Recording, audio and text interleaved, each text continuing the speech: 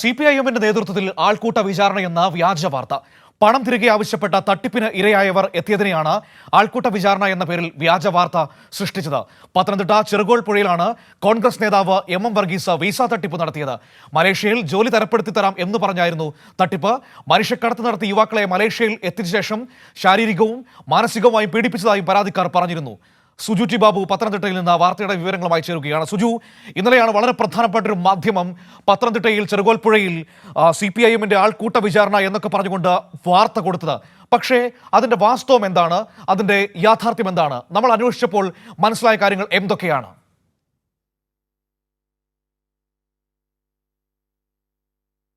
മനുഷ്യക്കടത്തിനെ പറ്റി ദീർഘമായി നമ്മൾ സംസാരിച്ചാണ് കൊടുത്തതാണ്. ഇപ്പോൾ ഇതിൽ CPM നേതാക്കൾ നടത്തിൽ ഒരു ആൾക്കൂട്ട വിചാരണ നടത്തിയെന്നാണ് കേരളത്തിലെ പ്രമുഖ മാധ്യമം വലിയ ബ്രേക്കിംഗ് ന്യൂസായിട്ട് കൊടുത്തത്. ആദ്യം ഈ തട്ടിപ്പിനിരയായ യുവാവ് അനന്തുവിന് CPM നേതാവൊന്നുമല്ല. CPM നേതാക്കൾ ഇവിടെയുണ്ട് മറുപടി പറയാൻ വേണ്ടി. പക്ഷേ അനന്തു CPM നേതാക്കളല്ല. അനന്തുവിന് മറ്റൊരു രാഷ്ട്രീയം ഉണ്ടെന്നാണ് അല്ലേ, രാഷ്ട്രീയ പ്രവർത്തനം കൂടിയാണ്. അപ്പോൾ അനന്തു തട്ടിപ്പിനിരയായാണ്. അപ്പോൾ അനന്തു പറയും അവിടെ ശരിക്കും ആൾക്കൂട്ട വിചാരണയാണോ സംഭവിച്ചത്? അല്ല, ആൾക്കൂട്ട വിചാരണയല്ല. ഞങ്ങൾ ആകെ 2 പേരായിരുന്നു ആദ്യം ഉണ്ടായിരുന്നത്. ഞാനും ഇടുക്കിയിൽ നിന്ന് വന്ന ഒരു പയ്യനും കൂടാണ് ആളോട് ക്യാഷിനെ പറ്റി സംസാരിച്ചത്. പുള്ളി തരില്ല എന്ന രീതിയിൽ തന്നെ, പുള്ളി ഇവിടുത്തെ ആളാണ്, എനിക്ക് ക്യാഷ് വേണ്ട കാര്യമില്ല എന്ന രീതിയിൽ പറഞ്ഞ് പിന്നെ തർക്കത്തിലേക്കാവുകയായിരുന്നു. ഇതിനകത്ത് രാഷ്ട്രീയമായ ഒരു കാര്യങ്ങളും ഇതിനകത്ത് ആൾക്കൂട്ട വിചാരണ ഇല്ലില്ല. CPM-ൻ്റെ അല്ല, ഒരു പാർട്ടിയുടെ പേരിലല്ല അത് നടന്നത്. അതിനുശേഷം ഞങ്ങൾ പോലീസ് സ്റ്റേഷനിൽ പോയി, കോഴിപ്പുറം സ്റ്റേഷനിൽ പോയി. അവിടെ വെച്ച് ഒത്തുതീർപ്പാകുന്ന സമയത്ത് പുള്ളിയുടെ പാർട്ടി നേതാക്കൾ വന്ന്, അവരുടെ കോൺഗ്രസ് നേതാക്കൾ വന്ന്, വാർഡ് മെമ്പർ വന്ന്, അവിടെ നിന്ന് പ്രീത എന്ന് പറയുന്ന 16-ാം വാർഡ് മെമ്പർ വന്ന് പുള്ളിക്കാരി ഒന്നാം സാക്ഷിയായിട്ട് എഴുതി സൈൻ ചെയ്ത് ഇന്നലെ 4 മണിക്കുള്ളിൽ ക്യാഷ് തന്നുകൊള്ളാമെന്ന് ഒത്തുതീർപ്പാക്കിയതിന് ശേഷമാണ് ഞങ്ങൾ കേസ് പിൻവലിച്ച് അവിടെ പോയത്. ഒത്തുതീർപ്പാക്കിയ ശേഷം പൈസയും തരാതെ വ്യാജ വാർത്ത സൃഷ്ടിച്ചു. അതായത് ഇത്തരത്തിൽ ആൾക്കൂട്ട വിചാരണ നടത്തുന്നായിരുന്നു അല്ലേ? അതെ. ഇന്നലെ ക്യാഷ് തരും എന്നുള്ള രീതിയിലാണ് ഞങ്ങളും പോയത്. അതിനുശേഷമാണ് നമ്മളെ ഒരാൾ കൂട്ടുകാരനാണ് വിളിച്ചു പറയുന്നത്, ജോലിക്കടയിൽ വിളിച്ചു പറയുകയാണ് ഇതുപോലെ കേസ് മറ്റൊരു രീതിയിലേക്ക്. തട്ടിപ്പിനെതിരെ അനന്തു പറഞ്ഞത് ഇപ്പോൾ CPM-ന്റെ ലോക്കൽ കമ്മിറ്റി സെക്രട്ടറി ഉണ്ട്, അതിന് മുമ്പ് അവിടെ സംഭവ സ്ഥലത്തുണ്ടായിരുന്ന ലോക്കൽ കമ്മിറ്റി മെമ്പർ സിബി ഉണ്ട്. സിബി, ശരിക്കും എന്താണോ സംഭവിച്ചത്? ഇവിടെ ഞങ്ങൾ പാർട്ടിയുടെ കമ്മിറ്റി കഴിഞ്ഞ് നിൽക്കുമ്പോഴാണ് ഈ പ്രശ്നം. അവിടെ ഒരു 2 ചെറുപ്പക്കാരവിടെ നിന്ന് ഈ പണത്തെക്കുറിച്ച് സംസാരിക്കുന്നു. എന്നാൽ അവിടെ ഒരു ആളുകൾ കൂടി വന്ന് ഒരു സാഹചര്യം മോശമാകുന്നു, സംസാരം വളരെ മോശമാകുന്നു കണ്ടപ്പോൾ ഞങ്ങളവിടെ ഇവിടുത്തെ പഞ്ചായത്ത് മെമ്പറും LC മെമ്പറും അടക്കം ഞങ്ങളവിടെ ചെന്ന് ഇദ്ദേഹത്തെ മാറ്റി ഈ പണം നഷ്ടപ്പെട്ടു എന്ന് പറയുന്ന ഇദ്ദേഹത്തെ കൊണ്ടുവന്ന് ഇദ്ദേഹത്തിൻ്റെ വീടിൻ്റെ അവിടെ വെച്ച് സംസാരിച്ചൊരു ധാരണയുണ്ടായി. അങ്ങനെയാണ് അത് ഒരു സ്വാഭാവികമായ പ്രതികരണം എന്നുള്ള നിലയിൽ ആളുകൾ അവിടെ തടിച്ചു കൂടിയെന്നല്ലാതെ അദ്ദേഹത്തിനെ കായികമായി മർദ്ദിച്ചിട്ടില്ല.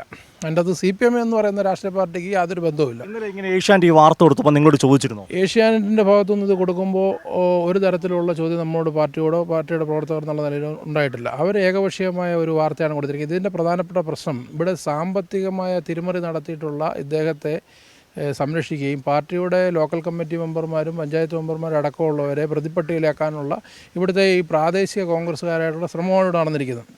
ആ എഗ്രിമെൻറ്റ് പോയിരിക്കുന്നത് ഇവിടുത്തെ പഞ്ചായത്ത് മെമ്പറായ പ്രീത ബി നായരും കോൺഗ്രസിൻ്റെ 16-ാം വാർഡ് മെമ്പറായ പ്രീത ബി നായരും അതുപോലെ തന്നെ 13-ാം വാർഡിൻ്റെ ബൂത്ത് പ്രസിഡൻറ്റും കൂടിയായ MM തോമസ്, അതായത് സണ്ണി ഇടക്കടവിൽ എന്ന് പറയുന്ന ആൾ കൂടിയാണ് അവിടെ ഈ എഗ്രിമെൻറ്റ് സൈൻ ചെയ്യുന്നത്.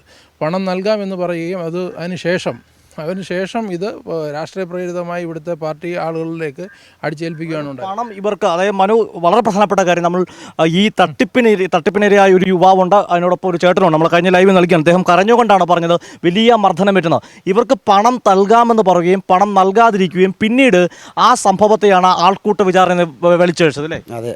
നിങ്ങൾക്ക് ശരിക്കും പറയുന്നത് രാഷ്ട്രീയം വല്ലതുണ്ട്? പണം നഷ്ടപ്പെട്ടു? ഇല്ല, എനിക്ക് പണം നഷ്ടപ്പെട്ടു. എനിക്ക് ജോലി ചെയ്ത ശമ്പളം ഒന്നും എനിക്ക് കിട്ടിയിട്ടില്ല. മാത്രമല്ല ക്രൂര മർദ്ദനത്തിന്, നല്ല മർദ്ദനം, അതൊന്നും പറഞ്ഞറിയിക്കാൻ വയ്യാത്ത മർദ്ദനം എനിക്ക് കിട്ടിയിരിക്കുന്നത്. അതിൻ്റെ പാടാണ് ഈ കാണുന്നതല്ല. ഇതെല്ലാം തലയ്ക്ക് തന്നെ എന്നെ അടിച്ചത്. അതായത് മലേഷ്യയിൽ വെച്ച് മർദ്ദനത്തിന് ഇരയായ ചേട്ടനാണ് സംസാരിച്ചത്. ക്രൂര മർദ്ദനത്തിന് ഇരയാകുകയും ആ പണം ചോദിച്ചെത്തിയതിനെയാണ് CPM നേതാക്കളുടെ നേതൃത്വത്തിൽ ആൾക്കൂട്ട വിചാരണ നടത്തിയ തരത്തിൽ വാർത്തകൾ സൃഷ്ടിക്കപ്പെട്ടത്. സുജു, ഇയാളുടെ ഇപ്പോൾ അതിൻ്റെ ഒരു ഏകദേശം ഒരു ധാരണ നമുക്ക് വ്യക്തമായിട്ടുണ്ട് എങ്ങനെയാണ് ആ വ്യാജ വാർത്ത വന്നതെന്ന്.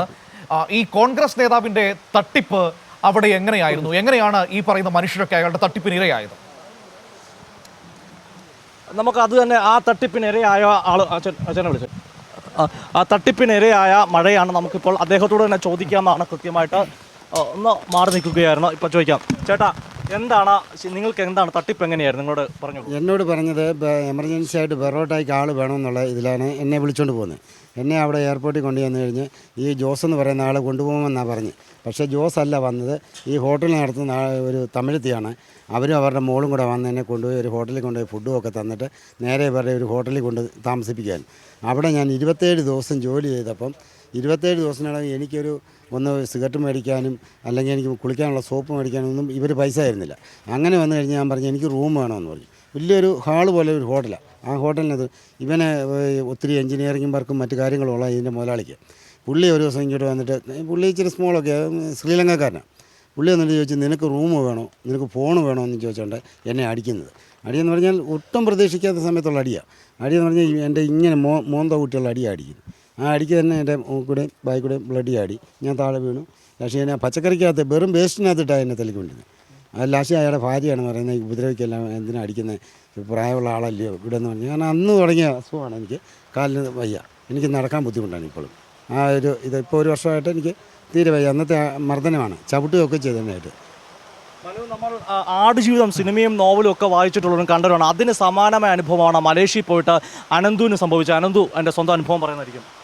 അതെ, ഞാൻ ഇവിടുന്ന് ഫാമിലേക്ക് സൂപ്പർവൈസർ എന്ന് പറഞ്ഞൊരു ജോലിയിലേക്കാണ് എന്നെ ഇവിടുന്ന് കൊണ്ടുപോകുന്നത്. 60,000 രൂപ സാലറിയും പറഞ്ഞ് കൊണ്ടുപോയി അവിടെ ചെന്ന് ഒരാൾ താമസം പോലും ഇല്ലാത്തൊരു 10-60 ഏക്കർ സ്ഥലത്തിന് നടുക്ക് ചെറിയൊരു ഫാമെന്ന് പറയാൻ പറ്റാത്ത രീതിയിലുള്ളൊരു സാഹചര്യത്തിലേക്ക് കൊണ്ട് തള്ളുകയായിരുന്നു. 22 ദിവസം അവിടെ ആഹാരവും വെള്ളവും ഇല്ലാതെ, കരണ്ടും ഇല്ലായിരുന്നു, സോളാറാണ് അവിടെ ഉപയോഗിക്കുന്നത്, കരണ്ടും ഇല്ലാതെ താമസിച്ച് എങ്ങനെയോ രക്ഷപ്പെട്ട് നാട്ടിലെത്തുകയായിരുന്നു.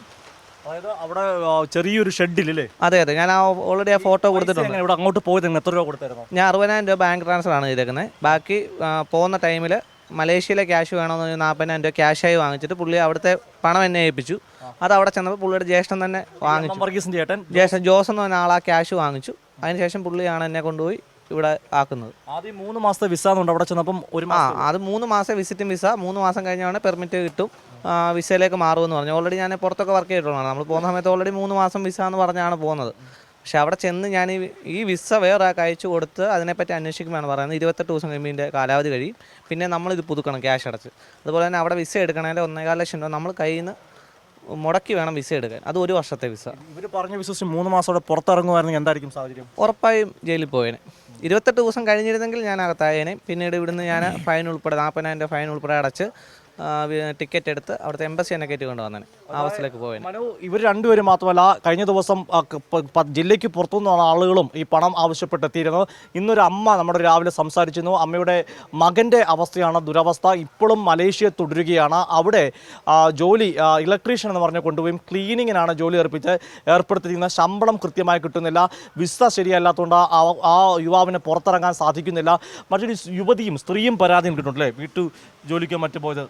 എൻ്റെ കൂടെ അന്ന് ഞങ്ങൾ 2 പേരാണ് പോകുന്നത്. ഞാനും ഒരു സ്ത്രീയും കൂടെ പോകുന്നത്. ആള് അവിടുന്ന് രക്ഷപ്പെട്ട് നാട്ടിൽ എന്ന് വെച്ചാൽ ഞാൻ വന്ന ടൈമിൽ വന്നില്ല. പുള്ളിക്കാരി ഫൈൻ അടച്ചാണ് നാട്ടിലെത്തിയത്. ഫൈൻ അടച്ചൊരു 3 മാസത്തിന് ശേഷം എത്തി എന്നെ ഒന്ന് കോൺടാക്ട് ചെയ്തായിരുന്നു. ഏകദേശം 1 വർഷമായി. ഇപ്പോൾ എൻ്റെ കോൺടാക്റ്റ് ഇല്ല.